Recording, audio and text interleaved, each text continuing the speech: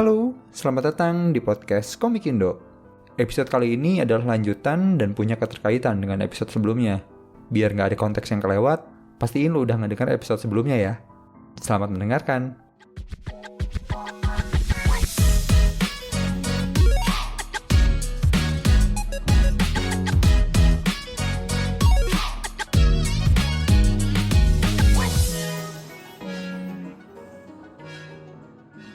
Nah, ini aku pengen nanya juga sih, karena kan aku ngelihat susunan anggota Novarium nih bisa dibilang karir path-nya tuh masing-masing dari kalian cukup mandiri lah, maksudnya nggak lewat penerbit Mayer atau apa gitu, tapi masing-masing dari kalian punya fame yang bagus gitu, eksistensi online baik di luar ataupun di dalam negeri gitu. Nah ini boleh tahu nggak kalau menurut kalian rute yang mungkin bisa jadi opsi untuk dijalani sama artis-artis baru gitu, misal ya ada anak SMA baru mau coba menggeluti dunia ini atau gimana gitu. Boleh dikasih ini nggak? Ya mungkin sedikit tips atau wejangan apa gitu yang barangkali. Waduh. Karena kan ya agak susah juga ya. Karena ya masing-masing dari kalian kan unik ya ininya gitu. Apa ya? Sebenarnya ini sih Mas, agak sedikit meluruskan juga. Kalau dibilang semuanya lewat jalur indie sebenarnya nggak juga ya. Budi kan jadi komikusnya Reonnya yang di Galomen. Iya, Galomen. Jadi nggak juga sih, nggak pure. Terus Meow juga kan udah berkarir di webtoon official dari lama juga. Karyanya yang sekarang lagi jalan, baper dikit aja nggak ngaruh, itu kan juga Singaturnya official kan ya? Ya official. Ya jadi kalau ngomongnya indie banget nggak juga sih sebenarnya. Ada banyak dari kami yang juga punya pengalaman kerja sama publisher lah gitu. Jadi mungkin ada dapat informasi juga, dapat pengalaman juga dari situ. Yeah. Tapi mungkin kalau pertanyaannya tadi kayaknya lebih cocoknya dijawab sama Budi, karena secara jam terbang kalau di industri ya, secara industri komik jauh lebih tinggi. Jadi mungkin kayaknya Budi jauh lebih punya gambaran yang lebih kebayang lah gitu. Ya, coba Kang buat gimana Kang? Nah, kalau jujur saya lihat sekarang itu kan emang lagi orang-orang tuh pada tahapan eksplorasi masalah gitu loh. Tiap kali ngelihat ke sebelah, ke Facebook misalnya, orang-orang punya semacam metodenya masing-masing, ke Twitter punya metodenya masing-masing, ke TikTok juga punya metodenya masing-masing. Bahkan ada beberapa hal yang tidak saya pahami gitu, yang entah memang bukan jalur di situ atau emang simply nggak ngerti aja, nggak relate aja. Jadi saya lihat sekarang itu kan eksplorasinya massal banget. Tapi kalau misalnya dilihat tren gitu, saya ngelihat belakangan ini tren indie itu makin tinggi. Iya betul. Tren komik indie itu makin tinggi. Kan sebenarnya yang lain itu masih banyak ya, kayak komik market dan juga misalnya ikutan lomba gitu orang-orang. Tapi tren komik indie itu menurut saya cukup naik pamornya. Selain di lapangan ketika di event, saya juga ngelihat di timeline saya sendiri emang banyak yang mulai masuk ke situ. Dan kebetulan saya juga pernah ngobrol ya dengan orangnya dirahasiakan. Itu emang katanya apa istilahnya, atmosfer apa istilahnya, ekosistem kali ya. Ekosistem ya. Betul. Ekosistem non indie di Indonesia sekarang lagi agak dalam tanda kutip aneh gitu. Tidak dalam tanda kutip lagi, tidak semudah tahun 2015 sampai sebelum pandemi. Iya betul. Jadinya orang-orang emang pernah nyoba indie untuk nyoba hal baru. Betul. Jujur saya karena masih banyak juga variasi, saya nggak tahu ya yang cocok gimana karena banyak juga, tapi saya yakin sih kalau misalnya tren ini terus ada dan yang menghasilkannya ada, pada akhirnya tetap ada yang bisa dipakai sih buat kedepannya. Dipakai formatnya, metodenya atau apalah itu. Oke ya, intinya sebagai yang mau bekerja di industri kreatif lah dengan cara kalian masing-masing gitu ya. Mungkin ya, iya coba sih. Dan yang tadi sih kayaknya selain harus eksploratif, kita juga harus sering studi deh. Iya betul. Kalau misalnya ada orang yang berhasil, ya kenapa kita tidak, bukan tiru ya, kayak kita harus ngebedah gitu loh. Bukan cuma niru tapi kita ngebedah. Itu lebih ke ini nggak sih, apa namanya, emang orang Indonesia tuh ngomong kayak gini seolah-olah saya sudah baik ya, tapi kebanyakan orang kita emang jarang banget ya studi, berpikir kritis gitu-gitu. Jadi kayak iya. Setuju sih. Ini juga alasan utama kenapa di podcastku ada sesi ngintip dapur produksi bareng artis tuh, tujuannya biar apa ya, kan mungkin nggak semua metode bisa kita adopsi, tapi betul. Wah itu bener banget. Kita bisa mikir sendiri gitu. Kira-kira kayaknya ini bisa aku lakuin deh, atau kayaknya ini cukup cocok untuk karya aku. Mungkin ada hal-hal yang bisa diambil dari pengalaman orang lain gitu ya. kan experience it's the best teacher ya katanya ya. Cuma Betul. kan siapa yang bilang harus pakai experience sendiri, bisa juga pakai experience orang kan. Bisa experience orang lain kan. Betul. Sangat betul. Iya, makanya aku thank you banget nih orang-orang yang udah mau berbagi dan ngisi di sini nih, karena kan kalian ngebagiin pengalaman yang udah kalian alamin sendiri gitu, yang barangkali bisa berguna buat orang gitu. Asal jangan minta bagi uang aja sih. Aduh. Buat modal aja kan. Tapi aku cukup penasaran, kan jumlah kalian tadi sekitar 600-700 ya? Ya, 600 itu. Ya. Berarti produksinya beberapa kali ya? Maksudnya kan biasanya orang kalau produksi antara ya 100 ataupun langsung 1000 sekalian gitu. Kayaknya 3 kali nggak sih, Bud? Seingat saya ya 3 kali sih. 3, 2, lupa sih 2, 3. 2 apa 3 kali ya? 3 kayaknya sih, 3. Oke. Berarti kalian juga cukup berhati-hati ya, maksudnya nggak langsung yuk kita cetak 500 atau Ya, yuk kita cetak betul. nggak gitu ya. Betul. Sebenarnya kami banyak banget belajar di Demon Pepito. Yes. Karena mungkin salah satu yang saya syukurin ketika di Demon Pepito itu adalah dari Demon Pepito kami itu sudah disiplin database. Yes. Maksudnya disiplin database tuh kayak misalnya sesederhana kami udah nge-track siapa aja potensial repeat order misalnya. Kami udah ngedata orang ini based on domisili gitu ya, pembeli Yes. kami based on domisili. Kami udah mendata orang-orang based on ketertarikan misalnya. Oh, orang itu lebih tertarik ke yang kayak gini, leaning ke lebih fantasi misalnya. Jadi salah satu yang saya syukuri itu kami udah disiplin database bahkan sejak Demon Pepito. Karena udah disiplin dari Demon Pepito, di Novarium tuh ke bawah tuh si habit-habit itu Yeah. gitu, habit disiplin database lah istilahnya gitu. Makanya ketika kami menentukan jual segini, jual segitu, pertimbangannya juga lumayan alot. Nggak sederhana kayak oh nih datanya gini. Kadang-kadang sampai berdebat juga gitu. Bahkan Nggak senekat. dia nggak senekat itu juga sih sebenarnya, tetap ngeplan lah gitu. Meskipun mungkin prediksi jatuhnya ya, bukan ini. Ya ini kayaknya kalau gini prediksinya kayaknya sekian gitu. Berarti kita cetak kurang lebih sekian. Jadi kalau ada ekses berlebih kita bisa bawa itu ke event selanjutnya misalnya. Bahkan ya, nih kalau nggak salah inget ya, penentuan harga aja kita tuh beneran debat gitu kayak enggak mending segini aja soalnya nanti gini.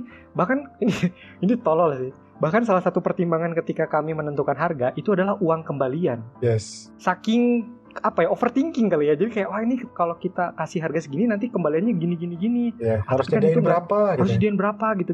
Bahkan sampai se-overthinking itu sebenarnya gitu. Jadi kalau apakah kami nekat produksi, enggak juga sih. Karena udah punya database, udah disiplin database dari lama, makanya kami bisa ngukur oh kayaknya kita mending segini nih gitu. Ya. Gitu sih.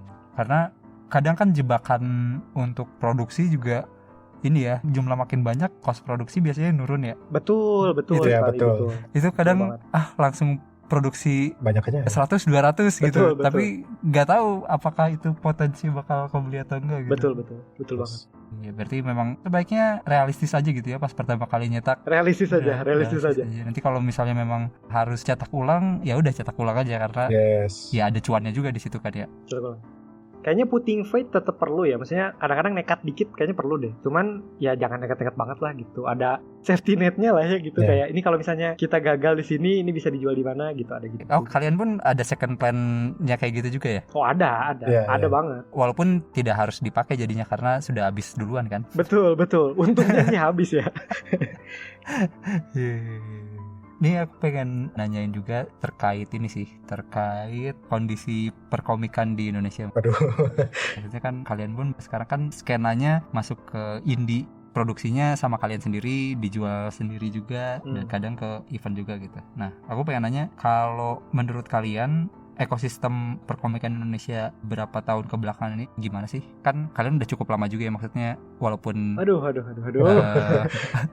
ya ada perbedaan gak sih di komik sekarang dan beberapa tahun ke belakang? Ya mungkin yang sempat tadi kayak disebut Mas Budi ya, kayak skena yang indie mulai naik atau seperti apa gitu. Nah mungkin boleh coba diceritain hal-hal lain yang sempat kalian tangkap atau kalian perkirakan gitu ya, barangkali ada teman-teman yang lain yang ngedengerin yang kayaknya iya juga deh gue berpendapat sama gitu. Iya. Tapi ini mungkin ini harus digaris bawahi bener-bener ya. Ini di underline, di bold banget ya. Ini tuh opini saya pribadi ya. Ya, opini habis ini saya masing-masing bakal kalian. ngomong dari sudut pandang pribadi nih ya. Jadi mungkin saya sama Budi bisa beda, mungkin saya sama penonton yang ini juga bisa beda. Yang pertama, sebenarnya pertanyaan ini sering banget ya ditanyain. Maksudnya kalau kami nongkrong sama teman-teman lain yang juga pegiat industri lah ya gitu. Maksudnya teman-teman yang juga senang banget komik, senang banget bikin komik segala macam. pertanyaan itu hampir dipastikan bisa jadi sering muncul gitu. Kadang-kadang bisa jadi pemicu diskusi juga. Bahkan di podcast terakhir saya itu, ya maksudnya sama teman-teman yang lain gitu, itu juga pertanyaan itu muncul lagi gitu. Bahkan muncul dari dari kacamata yang mungkin lebih awam lagi. Jadi mungkin ada beberapa poin yang pengen saya garis bawahi dulu.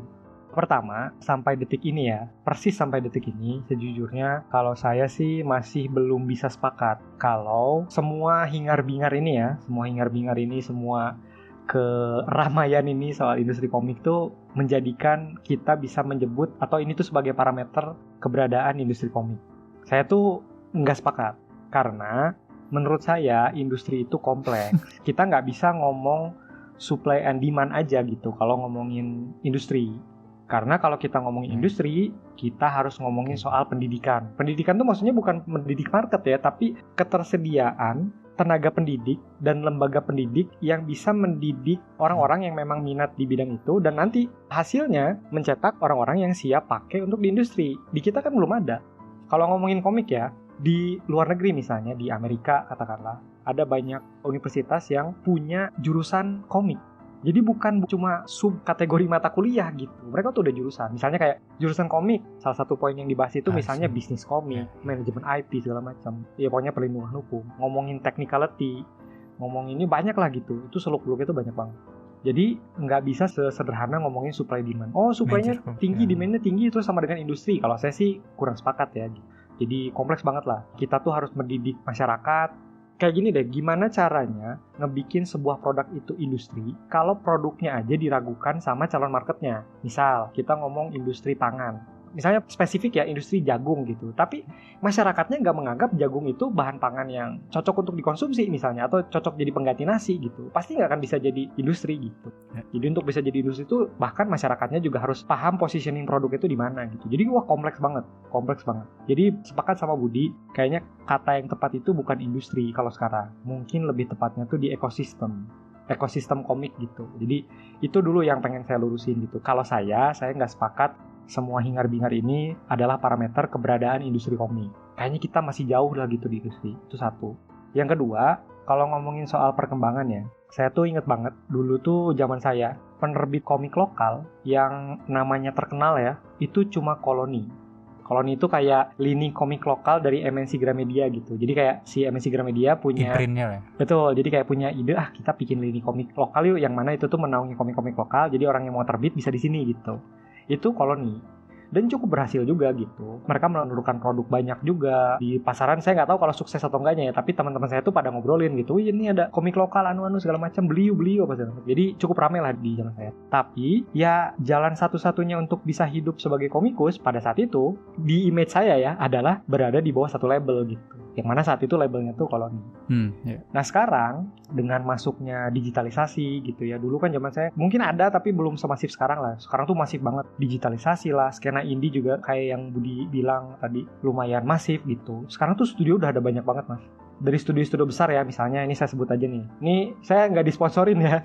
Misalnya kayak ada Kisai misalnya. Kisai kan mau bikin webtoon camp juga, itu kan gede banget mas. Dia garap IP juga dari luar. Terus ada Hive juga, ada Bumi Langit misalnya gitu. Itu kan cukup besar ya, nama-nama yang sebagai orang awam mungkin nggak nganggapnya besar, tapi di kepala kita kan itu nama-nama yang prominennya gitu. Dan mungkin ada banyak lagi yang saya nggak tahu ya gitu. Tapi saya percaya sih studio-studio kayak gitu juga udah lumayan banyak gitu. Dan di kalangan bawahnya juga banyak banget studio-studio kecil yang muncul gitu, circle-circle kecil atau individu-individu yang mulai rajin bikin komik lagi. Bahkan event-event kayak pasar komik, wah itu di mana-mana mas. Ada Komifuro, Pesta Komik, Komiparan. Bahkan di event-event yang nggak mengkhususkan komik, tapi bisa jualan komik di situ gitu. Kayak misalnya Kultifest, Cibicon, segala macam. Wah banyak banget. Kita belum ngitung yang event di luar Jawa ya, kayak di Kalimantan tuh ada apa tuh? Halo. Yang di Balikpapan itu ya? CEO-nya sama kayak Komifuro tuh. Ada lah, pokoknya di Kalimantan ada lah. Maksudnya ada banyak lah si event-event gitu tuh. Itu banyak banget mas. Kalau saya berkaca dari zaman saya SMA, perkembangannya tuh udah masif banget. Jadi menurut saya, walaupun saya belum bisa sepakat kalau semua tadi itu parameter keberadaan industri, tapi saya percaya dari segi track, kita semua ini ya, para pegiat komik lokal sudah ada di track yang bener lah gitu. Persoalannya tuh tinggal gimana cara kita bertahan dan menumbuhkan apa yang sudah subur sekarang aja gitu sebenarnya. Oke. Arahnya sih udah bener gitu. Ya. Gitu sih. Kalau Budi mungkin ada insight lain sebagai pelaku industri. Sama-sama. Sama ya. Yang tadi ya, kalau yang soal beberapa tahun kebelakang yang tadi saya sempat sebut juga kan secara sporadis, yang indie dan juga pencetakan sekarang udah nggak sebagus dulu. Kayaknya bagus tuh kayak sekarang tuh jelek, tapi nggak, maksudnya orang kayak tidak seramai dulu gitu. Bergairah dulu gitu. Iya. Nanti dipotong TikTok loh omongan mana. Nggak, orang TikTok harus punya visual, tenang aja kita audio. Iya sih, bener. Udah terukurnya. Udah banyak banget sih pencapaian dari teman-teman pegiat komik yang lain gitu ya. Udah. Kayaknya emang tinggal mikirin gimana caranya survive aja dulu, dan gimana caranya bertumbuh aja dulu gitu. Sebenarnya jalannya sih saya percaya udah bener sih. Oke, sip. Nah, ini pertanyaan lanjutan nih sebenarnya. Kan biasanya kalau di ini suka ditanyain harapan ke depannya. Nah, ya itu, khusus paket itu. Sama persis kayak podcast yang kemarin juga gitu. Oh my god. Nah, tapi aku ingin mencoba lebih realistis ya. Aku tidak akan menanyakan harapan kalian, tapi Ya. aku bakal nanyain kan problem di ekosistem perkomikan ini lumayan banyak ya, karena kan stakeholdernya banyak ya, maksudnya nggak cuma kreator, ada distributor, ada production, ada si pembaca juga gitu. Nah, ini boleh nggak minta pendapat kalian, kira-kira ada nggak sih yang menurut kalian yang bisa kita lakukan untuk ekosistem ini gitu? Terserah deh, mau dari sisi kalian sebagai artis ataupun mungkin kalian ngelihat, oh kayaknya pembaca nih sebaiknya melakukan hal ini biar ekosistemnya lebih bagus, atau mungkin dari sisi pemerintah atau misal dari publisher atau apapun, terserah deh dari sisi apa yang menurut kalian kayaknya kalau entitas lagi apa? Sudah teracuni. Tapi benar entitas itu. Ya entitas sebenarnya ya, kalau entitas ini melakukan hal ini kayaknya dampak positifnya akan cukup baik untuk si ekosistem ini gitu. Mungkin boleh nggak? Oh, Budi dulu kali ya? Boleh. Kurang mau mikir dulu. Apa ya? Mungkin di luar sana ada sebuah opini yang lebih baik gitu, yang lebih berbobot. Tapi mungkin kayak saya sebagai orang yang beberapa kali berkomik gitu, baik untuk dijual, bahkan untuk diri sendiri, untuk di-share gratis. Kayaknya saya cuman itu sih, bikin karya yang honest gitu, yang beneran emang nggak ngada-ngada, nggak ngadi-ngadi gitu. Orang nggak misalnya bikin komik karena terpaksa pengen bikin sesuatu yang aneh gitu, tapi emang dari diri sendiri. Mungkin tujuannya kan orang pengen itu, kalau misalnya ngejual komik berarti dia pengen dilirik banyak orang gitu. Fame. Si keberuntungan itu tuh gak bisa diprediksi ya. Betul. Misalnya kayak komik saya Bulan Sepuluh Hari, kadang yang banyak cuma 2 orang gitu, yang nge-react 2 orang. Tapi kayak komik yang random yang saya bikin malah jadi bisa sampai ribuan gitu orang. Nah itu kan gak bisa gak bisa diatur gitu si keberuntungan tuh. Tapi asalkan karya kita tuh dari awal udah honest gitu, kapanpun keberuntungan datang kita seenggaknya udah siap dengan karya kita gitu loh. I see. Oke. Karena kalau misalnya semua karya kita yang buat tuh honest, saat opportunity yang tadi muncul, karya yang honest itu yang bisa ikut naik juga ya. Ya bisa punya suara sendiri itu ya yang tadi. Betul. Wah, itu kayaknya slogan hidup saya sih. Semua karya tuh punya suaranya sendiri, Mas. Asik, sedap. Semua lagu, karya tulis, karya ilmiah, karya apapun itu. Iya sih, benar. Setuju saya. Kalau saya ini mungkin ya, ini sekalian nambahin juga yang Budi. Pertama-tama ya, saya nggak mau, ini jujur dari dalam lubuk hati yang terdalam ini. Jujur saya nggak mau banget dianggap sebagai orang yang udah lama banget gitu ya, ada berkecimpung di industri ini. Karena karya saya baru 3, Mas. 3-tiganya one shot loh. Maksudnya itu bukan sesuatu pencapaian yang bisa dibilang jadi patokan saya bisa ngasih opini ya gitu. Soalnya banyak banget kejadian di mana ada orang nanya opini ke saya, terus salah satu sanggahannya adalah, emang kamu udah berapa lama gitu di industri? Seolah-olah kayak opini saya jadi tidak relevan semua gitu. Nggak masalah juga gitu. Tapi dari awal saya pengen tekankan bahwa saya ini masih baru banget. Jadi kalau misalnya pertanyaannya agak sulit seperti ini, saya sih takutnya orang mengecapnya enggak ya. Tapi ini kalau sekedar opini aja. Kalau soal regulasi atau misalnya pemerintah apakah harus support atau apa, saya sih tidak punya kapasitas untuk komentarin itu. Lebih ke karena tolol aja gitu. saya nggak tahu apakah kalau pemerintah punya regulasi yang tepat itu akan membantu atau tidak, dan kalau iya seperti apa regulasinya. Saya sih belum bisa komentar banyak ke situ. Mungkin ada dampaknya, mungkin enggak, mungkin ada kalau tepat, tapi yang tepat kayak gimana kan nggak tahu ya.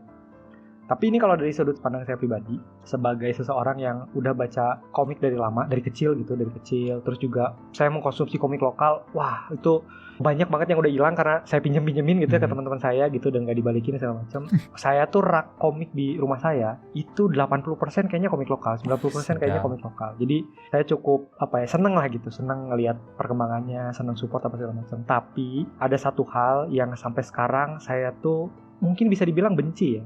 atau nggak suka lah, kurang suka lah. Ada satu slogan yang saya kurang suka, yaitu support karya anak bangsa. Saya tuh paling nggak suka kalimat support karya anak bangsa. Kenapa?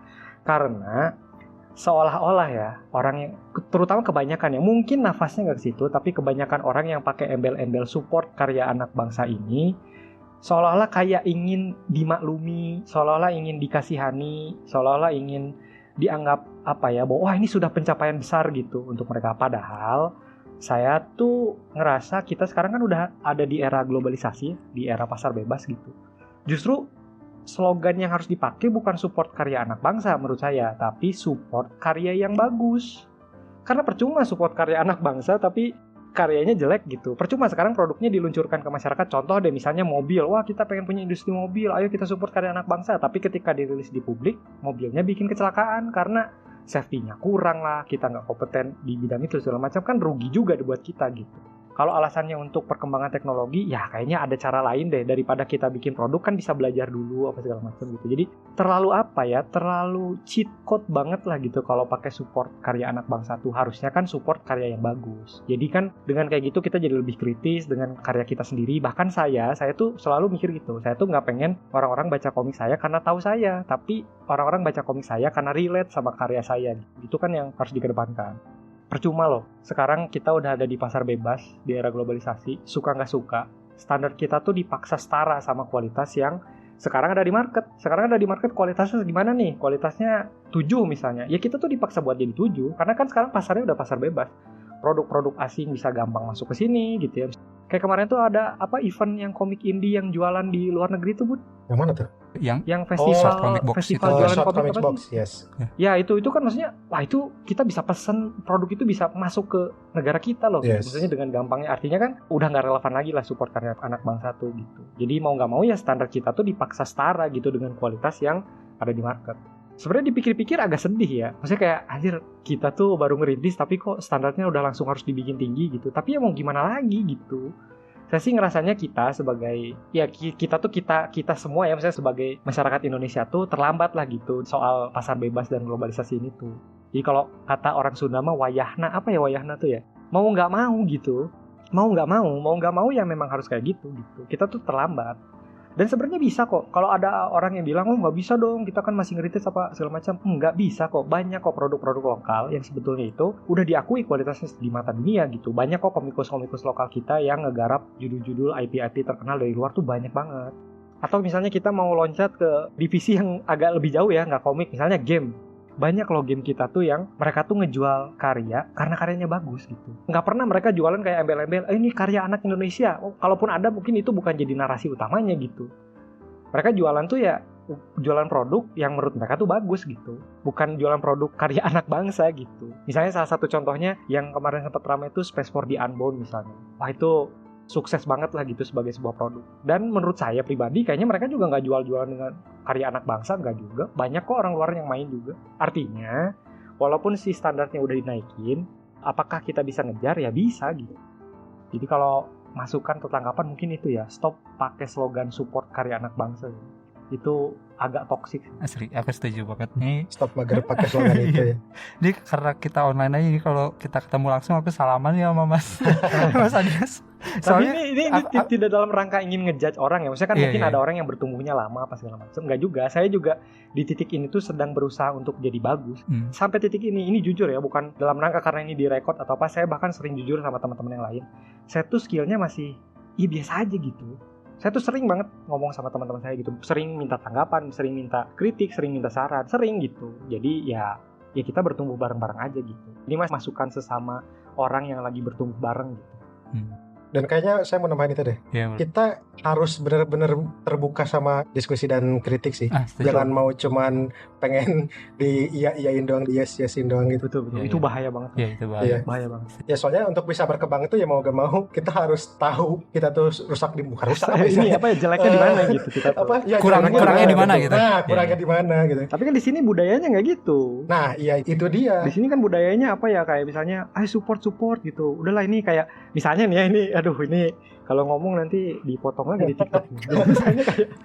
misalnya kayak teman kita misalnya bikin sesuatu gitu. Terus padahal clearly gitu, maksudnya kita bisa lihat clear as a day Ada yang gitu ya. kurang. Ada yang kurang dan clearly dia tuh lagi, maksudnya kayak CNCR welcome atau apa segala macam gitu. Tapi entah karena alasan apa kayak disupport kayak, wah udah bagus kok, udah bagus. Nah itu saya kurang suka tuh. Ya, Saya tuh itu malah bahkan menutup itu menutup improvement. improvement. Saya ke teman sendiri aja gitu ya. Mas ke saya sendiri aja lah, ke saya sendiri tuh kayak setiap kali beres gambar tuh ini ada yang kurang nggak? Oh ini kayaknya bisa diginiin, bisa diginiin. Jadi kayak bahkan budaya mengevaluasi karya sendiri udah nggak ada. Terus lingkungannya juga nggak support sama lingkungan yang lingkungan yang mengevaluatif gitu. Itu juga wah itu bahaya banget sih. Setuju. Itu soal si support karya anak bangsa tuh sejujurnya aku sebagai pembaca punya pengalaman yang sangat buruk terkait hal itu gitu. Waduh, Bagaimana apa itu? itu? Karena kan dulu waktu awal-awal mula banyak komik lokal di industri kan standarnya tidak seperti sekarang ya. Betul. Dimana kita biasanya beli komik Jepang kan dulu biasanya aku sama teman-teman ke toko buku kayak kan dulu rilis komik baru tiap hari Rabu gitu ya, suka datang ke toko buku nyari ini. Saat ada komik Indonesia dan komik Jepang kan kita yang anak sekolahan budgetnya harus mikir ya mana yang mau dibeli nih gitu kan. Betul. Waktu itu saya sempat kemakan dengan kata-kata itu. Sama mas, saya juga sama. Beli gitu. produk karya anak bangsa gitu. Nah, Betul. tapi di satu sisi teman-temanku malah ngerasa aneh gitu kayak, loh kamu kok beli yang itu, kenapa nggak beli yang ini yang udah pasti bagus gitu. Iya. Awalnya aku merasa ya ini karya anak bangsa yang harus disupport, tapi makin lama makin di sini kok kayaknya tidak membaik dalam kurun waktu sekian waktu gitu kayak Betrayed ya. iya aku merasa betrayed gitu sebagai pembaca kayak aku merasa sakit hati. Iya betul sama sih mas, sama. Tapi untungnya beberapa waktu berjalan terus mulai ada perbaikan dan kesini kan ya kualitasnya makin banyak yang ngejar ya, jadi kayak iya betul, ngerasa, banyak banget. Aku coba balik lagi dan kayaknya aku sekarang beli bukan karena ngerasa ini orang Indonesia yang bikin, tapi karena aku ngerasa ini sesuatu yang layak untuk dibeli karena bagus gitu. Mungkin ini sih mas ya, mungkin slogannya harus diganti, bukan support karya anak bangsa tapi support karya anak bangsa yang bagus gitu kali ya. Ya. Jadi saya tetap ngerasa harus ada semangat chauvinismenya itu harus tetap ada gitu. Ya, setuju. Tapi ya jangan buta aja gitu. Ini nanti kayaknya Mas Adian harus dengerin slogannya podcast Komik Indo di terakhir. Waduh. Nanti saya malas mas kalau dapat sorotan itu mas, sumpah mas. Enggak, soalnya ini kan kenapa aku nanya opini masing-masing dari kalian ya. Soalnya kan bisa dibilang industrinya belum tumbuh, terus juga masih banyak masalah, dan menurutku solusi itu bisa datang dari mana aja gitu. Maksudnya nggak harus dari orang yang udah lama banget. Sepakat. Bisa jadi siapa tahu pembaca yang baru baca komik lokal dia ngerasa kayaknya ini industri ini kurang di sini deh, dan siapa tahu opininya tuh betul dan didengarkan sama orang yang tepat gitu. Ya aku rasa itu bisa jadi hal yang bagus ya. Ini kita coba cari aja sih, cari bersama kira-kira ada nggak sih solusi yang siapa tahu betul. Kena gitu ya. Mudah-mudahan aja, nyoba-nyoba aja. Oke. Nih mungkin hampir pertanyaan terakhir, pengen nanya lagi nih, untuk komik-komik Novarium kayak yang not available nih bakal dicetak lagi nggak? Tidak ada uangnya. Tidak ada uangnya. Oke. Tapi berarti orang yang sudah megang ini sudah bisa dibilang sebagai barang koleksi ya? Barang koleksi. Ya. Sebenarnya kami tidak pernah berniat ke arah situ ya. Cuman kebetulan aja karena nggak ada uangnya. Jadi ya gimana lagi. Kan kalau nyetok komik banyak kan perlu uang kan. Jadi nggak bisa sembarangan rilis lagi judul yang udah pernah dicetak gitu. Sebenarnya alasan utamanya lebih di modal aja sih. Mungkin alasan keduanya ya biar orang yang punya sekarang lebih kesannya kayak wah eksklusif item nih gitu. Asik ya. Karena sebenarnya nggak ada tujuan ke situ sebenarnya. Emang nggak ada uang. Tolong beri kami uang. Oke, kalau gitu berarti next karya ada yang bisa dibocorin nggak? Kayaknya kalian akan membuat apa kapan, atau mungkin akan ikut event di mana kapan gitu? Ada nggak yang boleh dikasih tahu? Okay. Ada dong, kan seperti yang sudah saya bilang tadi, sebetulnya kami sudah memikirkan proyek baru tuh jarak sebulan apa 2 bulan dari CF yang awal tahun itu. Jadi makanya kami udah naruhin hin itu. Jadi adalah gitu. Ya silahkan dicari. Saya sih yakin tidak akan ketemu ya, tapi kalau ketemu ya hoki aja gitu. Sebenarnya udah ditaruh. Nah, jadi kami sedang menggodok karya baru, ditunggu saja. Kami lagi proses brainstorming. Ini bener-bener brainstorming awal banget, lagi proses. Kemungkinan besar mungkin akan mulai produksi di sekitaran, misalnya produksi komiknya ya, bukan produksi cetak ya. Produksi komiknya mungkin sekitaran Desember I guess or November, ya sekitar November, Desember, Januari I guess. Sekarang kita masih brainstorming konsepnya apa, terus konsep gimmicknya kayak gimana, terus nanti si produknya kayak gimana, strategi marketingnya kayak gimana, siapa aja yang mau kita ajakin untuk jadi anak magang yang baru gitu, segala macam. Itu masih mencicipi Novarium. masih digodok banget, sedang digodok, ditunggu saja, dipantengin saja di page-nya di Facebook, ada di Novarium Comics ya, Novarium spasi Comics kalau di Facebook. Jangan lupa S-nya, komik S. Iya, Comics ya pakai Comics, S, COMICS, Novarium Comics. Kalau di Instagram di @novarium. Pakai dot ya, novarium.comics. Jadi dotnya dot titik, novarium.comics. Karena nama Novariumnya udah diambil sama band apa Swedia Iya, band Swedia kalau salah. Oh my god. Karena harus pakai titik comics. Makanya tadinya Facebooknya mau Novarium aja, karena Instagramnya ada komiksnya, ya udah Facebooknya jadi ada comics. Dipantengin aja page-nya. Nanti akan semua informasi yang udah kita hint, semua spoiler, semua progress udah sampai mana aja, media promosi segala macam bakal kita update di sosial media kita di saat waktu yang tepat lah gitu. I see. Berarti kalau kemungkinan produksi komik di Desember, ya kita bisa expect mungkin di CF tahun depan atau Ya, CF awal tahun depan kayaknya ya. Kami nggak bisa jadi. atau mungkin PESCOM tahun depan kali ya. Ya, Mungkin betul. Novarium akan muncul lagi dengan tema dan gimmick baru lagi Ya, kali ya. ini baru yang aneh juga lah insya Allah. Oke, ya nanti kalau lu mau ngecek fanpage-nya Novarium atau IG-nya bakalan gua taruh di deskripsi juga, ntar lu cek aja. Dan mungkin terima kasih banyak Kang Bud, Kang Hadias sudah mau berbagi sama kita. Sama-sama. Beda-beda. Asal nggak minta uang. Ya mungkin itu Aman. dulu. Terima kasih banyak juga buat lo yang udah mau dengerin sampai sini. Nanti kalau ada pertanyaan lebih lanjut bisa langsung chat aja ya ke Novarium, mungkin di fanpage-nya atau di akun Instagram. Nanti bisa lo langsung aja cek ke akun mereka sendiri.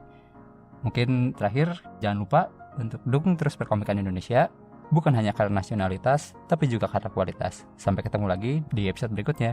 Dadah. Dadah. Ada Terima kasih Mas. Sama-sama. Makasih banyak. Aduh. Nah, sekarang mah udah bisa ngomong orang mana lagi, Bu? Ya, mantap. Nah itu. orang lupa tadi orang pakai apa aja. Apanya? Udah biarin aja udah.